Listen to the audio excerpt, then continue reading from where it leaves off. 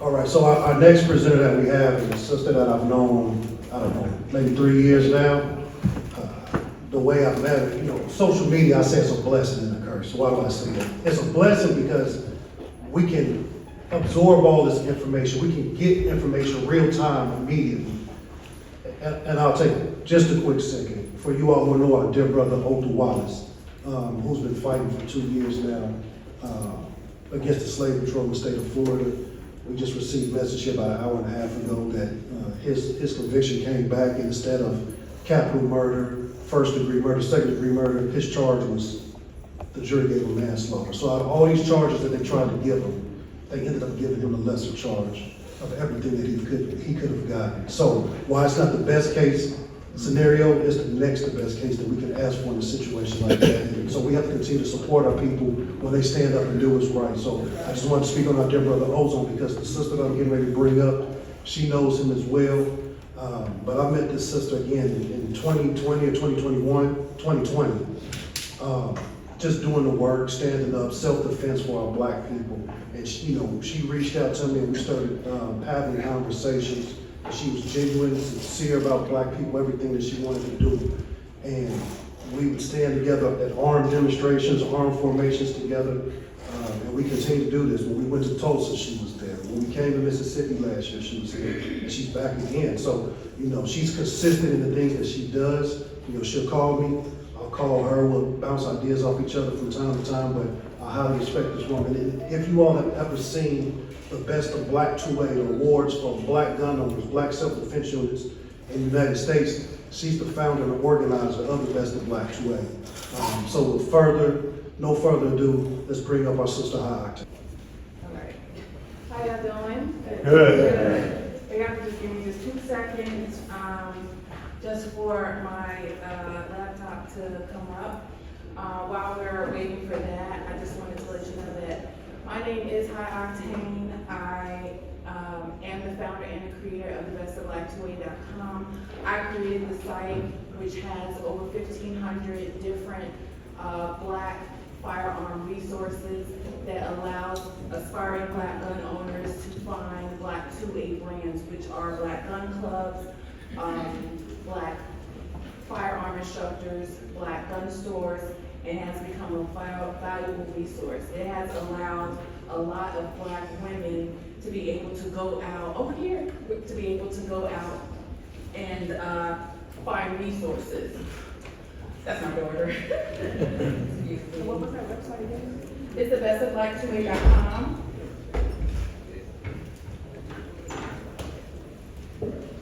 Second, okay, here we go.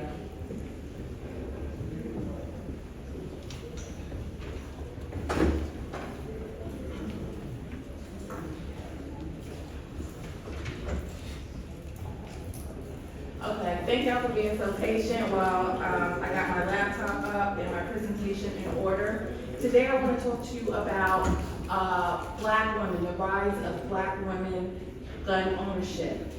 Right now, a lot of people are talking about this rise, and the media, law enforcement authorities are trying to determine if black women pose a trend or a threat. So that really piqued my interest, and I wanted to discuss where we're going in terms of black women. What you see right here is my first unit. I was a member of a black militia. This is the female side of that black militia when we were in Louisville, Kentucky. And so I feel that I'm uniquely qualified to talk about black gun clubs, black militia, and what black 2A is and what it means to black women overall. So like I said before, I am the creator of the bestofblack2a.com. It also is the sister to the Best of Black 2A Awards, which is held annually each year. The next one will be in 2024, actually.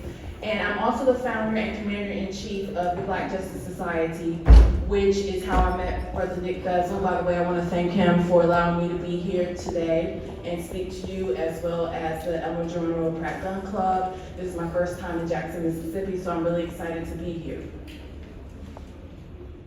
So what is Black 2A? Black 2A is us. Black, however you identify, Indigenous, African American, and African.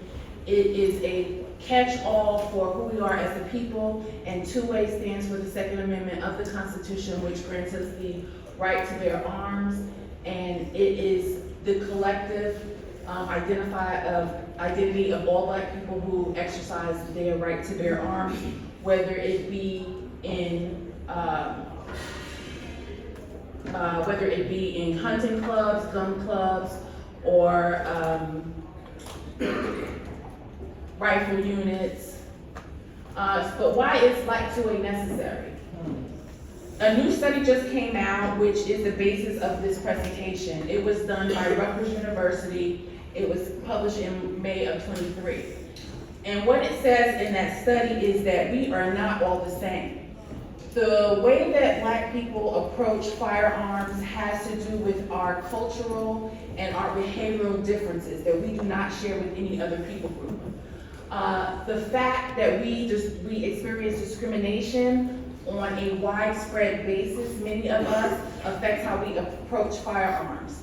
And the fact that we have stressors, those stressors come from civil unrest such as George Floyd, persistent emotional stress. We can experience that with the things that we see on social media, when we see the violent reenactments or the violence that is occurring in our community. Those can pose stressors for us. Right now we're seeing a lot of violence. That is a precursor for gun ownership in the Black community, especially for Black women, and gun violence and the overall feeling of lack of safety. And those are stressors. So what makes up Black 2A? These are all the components. There are about 14 subgroups of Black 2A that I've identified.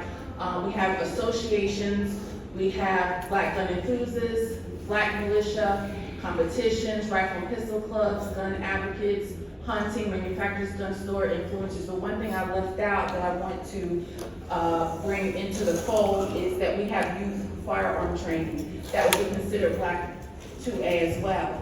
And in some schools, we still do have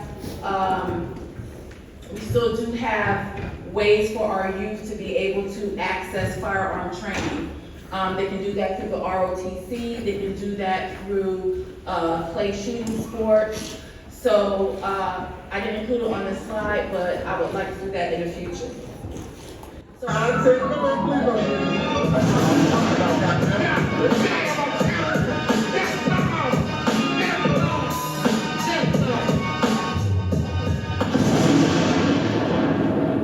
prior to meeting Nick, I was in a Black militia. I served under several different commanders in the Texas area, and that, I believe, is what is granting me,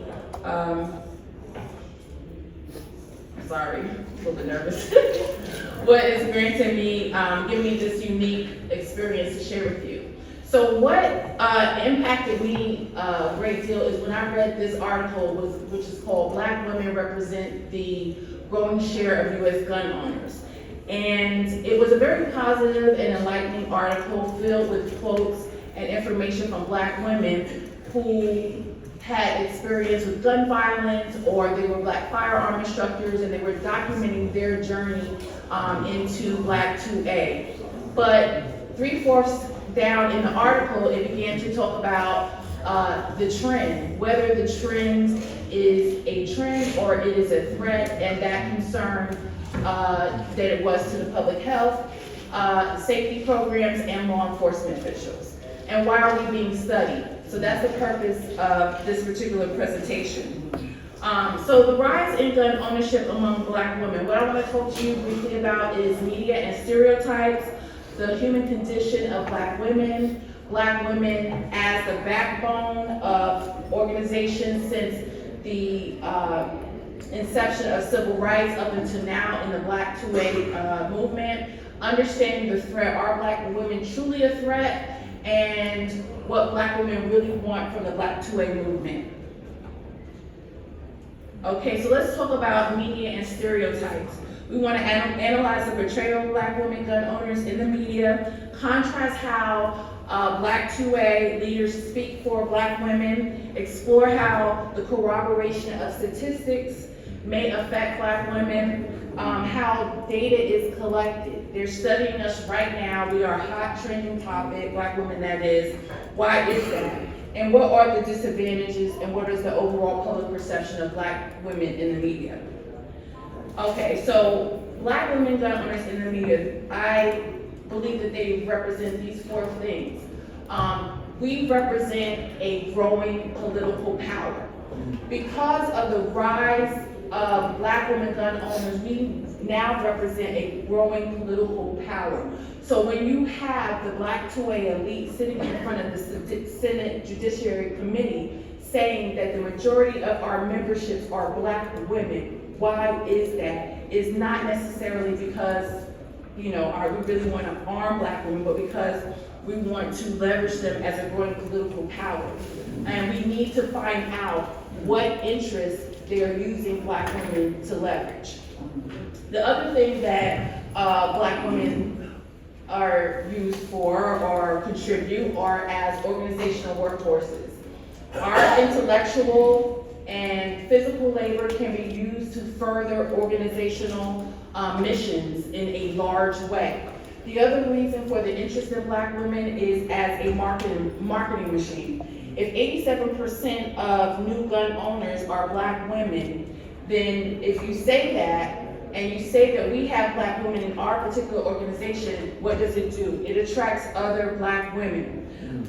So if you can leverage that in the media, then your membership can grow in multiple ways. But is that a good thing? And the last thing is that it distracts and deflects from the existing narrative of Black male gun owners. And I hate to point out and make that distinction, but we have to, because we have issues that we need to address within our community. So, there are two leaders. I want to analyze three leaders and how they approach demographics in their organization. This was once my Supreme Commander. I am a former member of this organization. And when he was asked in this article, what is the NFAC? A look at a Black militia group. He told CNN actually that he would not disclose membership numbers of the NFAC. He could have said, well, we have 80% Black women is in our organization. He could have said Black men are 10%. He could have given out any numbers, but he didn't. Let's look at another example. Our brother Nick Bezel was interviewed by Grace, or she at least wrote an article for CBS. And that article was called "For Black Gun Owners, Being Armed Evens the Playing Field." And so they asked him the same question, and he said they didn't want to disclose their membership, but he has seen a dramatic rise in it. And then here's the third leader. What is especially significant is the surge of Black women joining. Yes, Black women are coming, and they are coming in large numbers. Currently, they are the fastest group of new gun owners in the United States. Now, I think that the difference in the approaches to Black women from the first two leaders that we talked about, and then the last one that we see here, is that the first two have a military background. And they may view, and we can ask Brother Nick Bezel at the end of this, what are his thoughts, because I haven't asked him. They may view us as something that needs to be protected. They may view that disclosing demographic data in the light of COINTELPRO and negative things that impact us and targeting, that they view that as a tactical disadvantage. That's what I surmise. Here, I think that we're being leveraged for political reasons, and I'm not sure if that's a good thing. And I would love to know what you all think.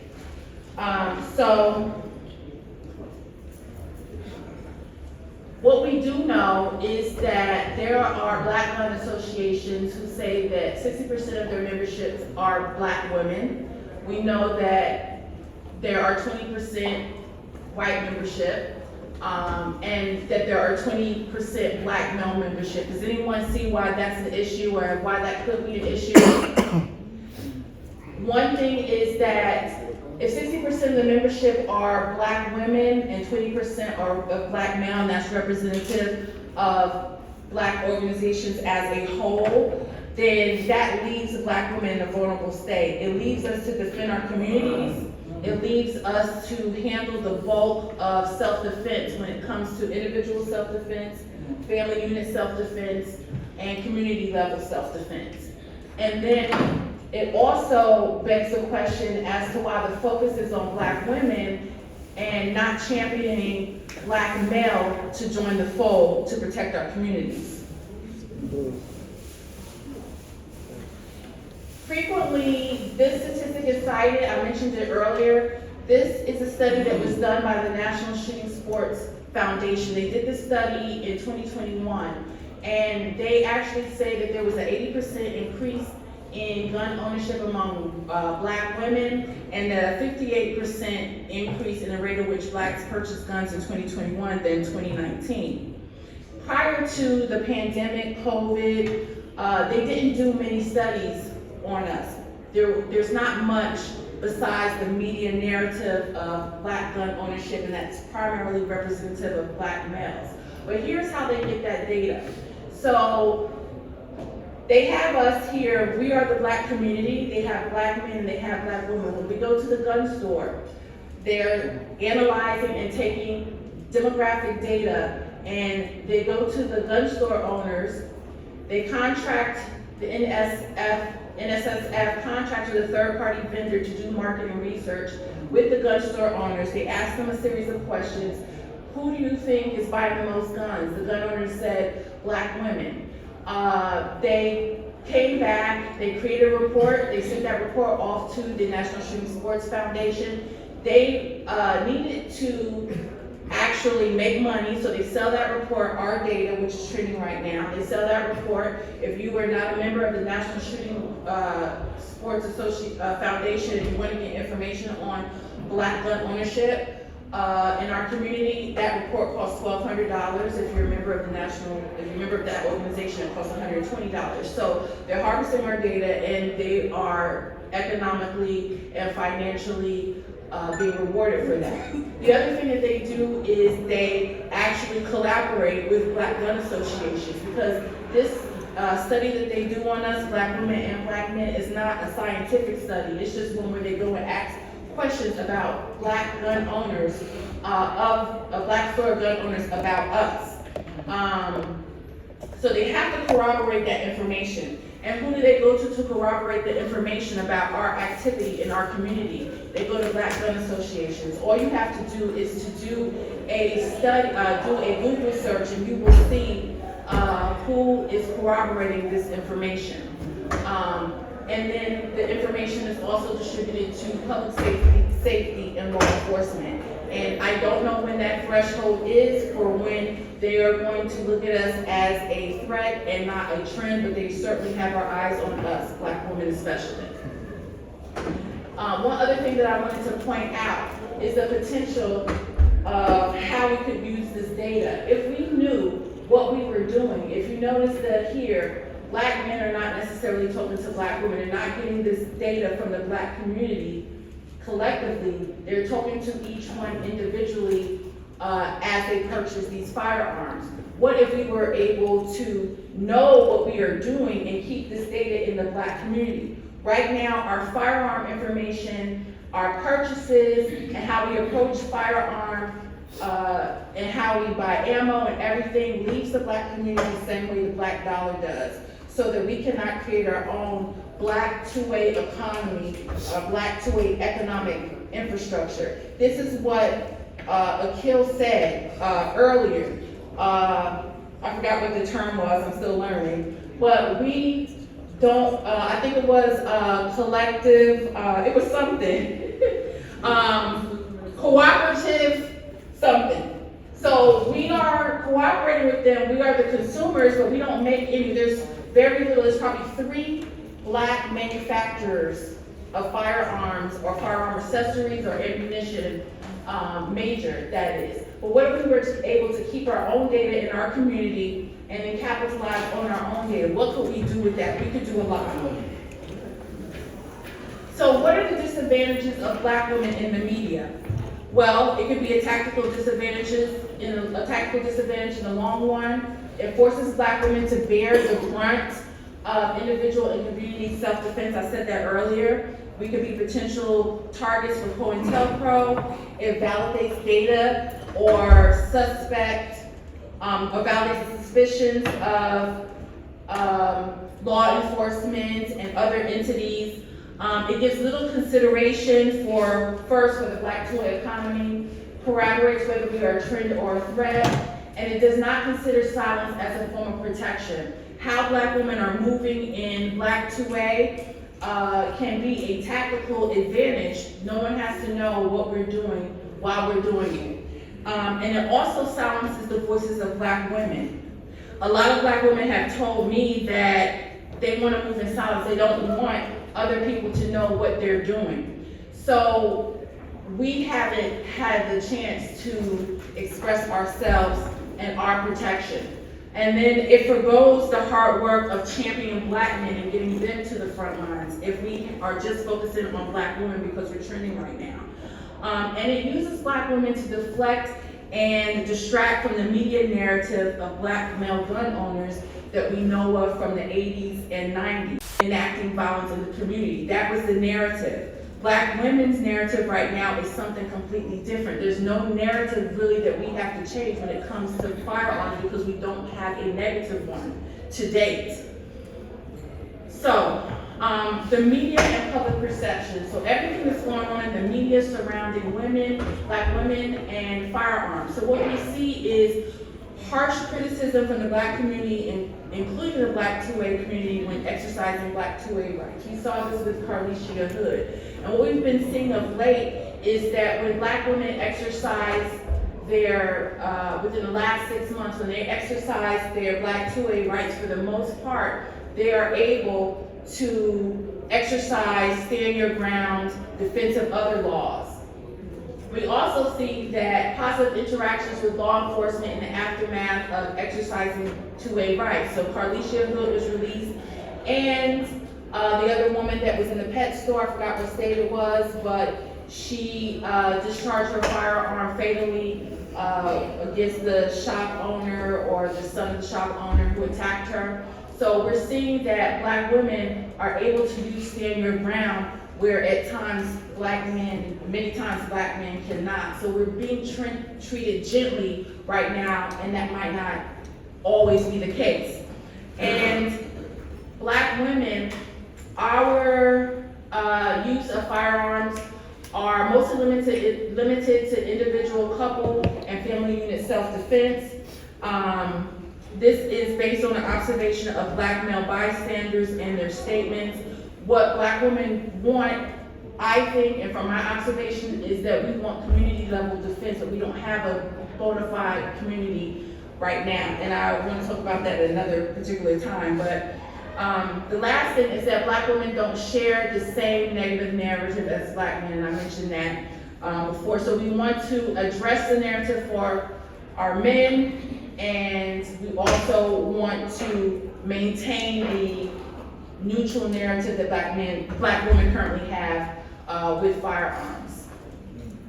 So we do have some stereotypes and misconceptions. We want to ask ourselves some questions about Black women gun owners. So do stereotypes of Black women gun owners exist? And prior to 2020, what demographic in the Black 2A community had that narrative that now needs to change? Because what we see now is a lot of people saying, we need to change the narrative. What is the narrative that needs to be changed? Can we be clear on that? Because I still don't know. What is the narrative that Black men refer to when they say changing the narrative? Can we define that so that we can measure what we're doing and be able to determine if we are making a win or if we're making a fail? We want to have some metrics aligned with what we're doing in Black 2A. And what benefit is derived from Black women gun owners appearing in the media, and who gains from it? Because someone is gaining from our appearance in the media. so sorry. Okay.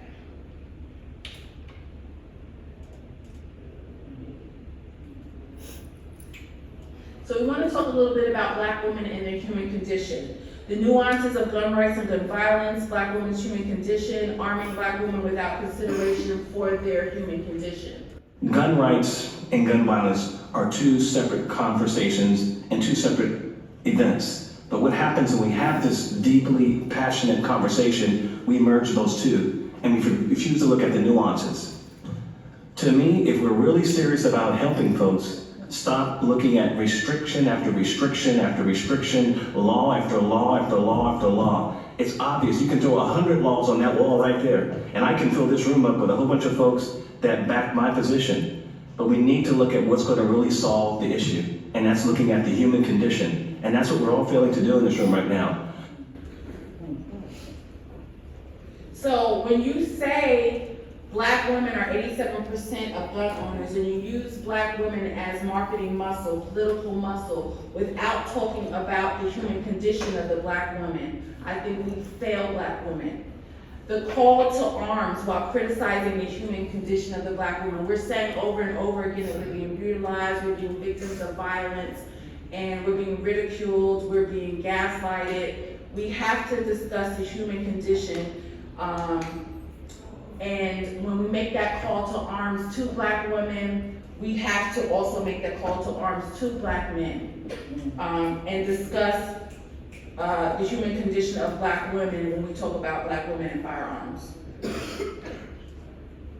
So this woman, a Black woman, Dorian Wilcon, said, actually Wilson, that's a typo, the real reason why she carries her gun is to kill men. The real reason she carries her gun is to kill men. We need to address. What is especially significant is the surge of Black women joining. Yes, Black women are coming, and they are coming in large numbers. Currently, they are the fastest group of new gun owners in the United States. Smith also highlighted surging gun ownership among Black women, saying Black women are coming, and they are coming in large numbers. Currently, they are the fastest group of new gun owners in the United States, and I'm proud to say they are the backbone of the National African American Gun Association.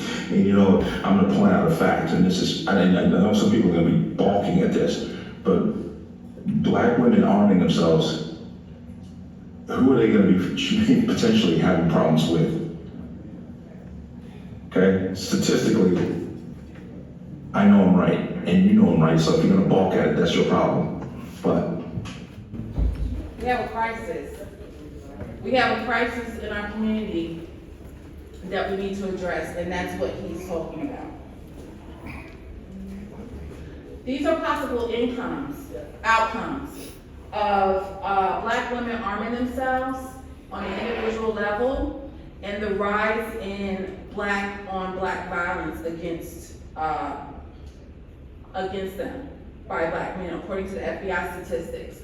Once the rise of Black women gun owners meets the threshold of Black men who are harming them, it's going to represent something that I don't think anyone wants to see here, and that's something that I think that we can cut off at the head, something that I think that we can address before it gets to this critical point, because it's getting there now. Now, he mentioned about Black women being the backbone. How do Black men describe Black women in historic and modern day movements? And I'm proud to say, how Black men describe Black women in historic and modern day movements and organizations, and how Black women describe themselves. So right now, we are describing. and I'm proud to say that they are the backbone of the National African American Gun Association. So if we take a look at Black women and backbone, it's a noun. It's a chief support of a system or organization, a mainstay. These firms are the backbone of our industrial sectors. An example, the strength of character or firmness. This is how Black women have been described throughout history when it comes to civil rights movement. We're always the backbone. There's nothing wrong with that, but is it accurate? Because It's black women spearheading the movement. Black women don't describe themselves that way. They describe themselves as spearheaders. A spearhead is a lead, an attack, or a movement. If black women are 87% of new gun owners, is there a way that we can lead a portion of the movement? 2 of the largest black women-only gun clubs are led by black men. And what I think black women want is a voice. They want community, or we want community level self-defense. We want bona fide communities where we know each other. The men know us because they know your father, they know your family, but we don't all live together. We don't have bona fide black communities. When women are saying black men don't protect us, they're saying we don't have communities where black men know us to be able to protect us. And black men are saying, we don't know you. We're not going to protect a random woman because we don't have communities where we know each other. We are all over the place. And then we want to be able to self-actualize our self-defense in conjunction with black men. Not entirely separate, but think of black fraternities and sororities. There are no black men that are leading sororities. There are no black women who are leading fraternities, yet they come together as a council and they align themselves to further causes. So I'm not saying that we are separating. I'm saying that black women want the opportunity to be able to self-actualize and see what we could be and what we can become, just like this brother talked about General Nzinga. And we also want proper credit for our contributions to black movements. Are we really the backbone since the civil rights movement? Have we always been the backbone and never the mastermind? We have never been the mastermind, not singularly, but collectively of anything. And we want to feel and be safe around black men. Not all black men, but we want to be able to be safe around them. And we want black men to champion black men.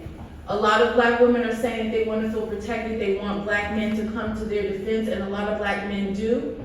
But we would like to see a greater demonstration of that. And to reciprocate the same level of community backbone support when we do something. When we do something, Black 2A is relatively new, and black women have the opportunity now, since we're coming and we're rising in these great numbers that everyone is talking about, we have the opportunity to mastermind some things in alignment with the brothers and the men of the black community. And we also want the ability to move in silence. Do we want all of our moves, how we're buying and purchasing firearms, to be in the media, to be used to market, target, or whatever? Do we want that ability to happen? So we want the ability to be able to move in silence, and we want black men to be able to protect our position, whatever we choose. And then the last one is, we want freedom from the harsh and cruel judgment when we do exercise our rights, even if it's against our men. But we would rather not have that responsibility in the first place. And I think that if we work together to try to speak to the men who are harming black men, and also as black women to increase, not increase, but to improve the way that we're parenting, I think we can do something about that. So, I can't even see it. Oh, let me get this out the way. So, in conclusion, black women are not a threat to public safety, and I don't think we ever have been when it comes to firearms. And to arm and lead black women, I think black men must be acutely aware of our human condition. What are we experiencing? And listen, and we want to know what is affecting the human condition of black men as well. And we also need the space and the support for black men to self-actualize, to really see what we can do when we come together and use the unique perspectives and unique talents of black women. So in conclusion, you can visit thebestofblack2a.com. I have 1,500 plus black firearm resources. You can search by city and state in an area near you. You can search by course. You can find black women-led gun clubs. You can find events as well. And then save the date, Best of Black 2A Awards, which is going to be in Dallas, Texas, December 6th through 8th, 2024. I love this picture. This is my favorite picture. It's probably the best picture. It's probably the best picture. Nick Bezel, Geronimo Pratt Gun Club, they're like multiple 3- and 4-time awardees. But it's going to be Friday, December 6th, and we're going to have a Black 2A world premiere film documentary. We have our award center entertainment that Saturday, and then on Sunday, December 8th, we're going to have reenactments. I wrote a book entitled Lock, Load, and Learn, a primer on black gun clubs. And one type of black gun club that we don't have is reenactment gun clubs. They do exist in other people groups, so we don't have them, and we have tons of enactments that we can do for historical purposes that can help teach history and also allow our young people to know what actually happened and how we won our freedom using firearms. That's 2024. We're actually going to skip a year again. Thank you. Thank you.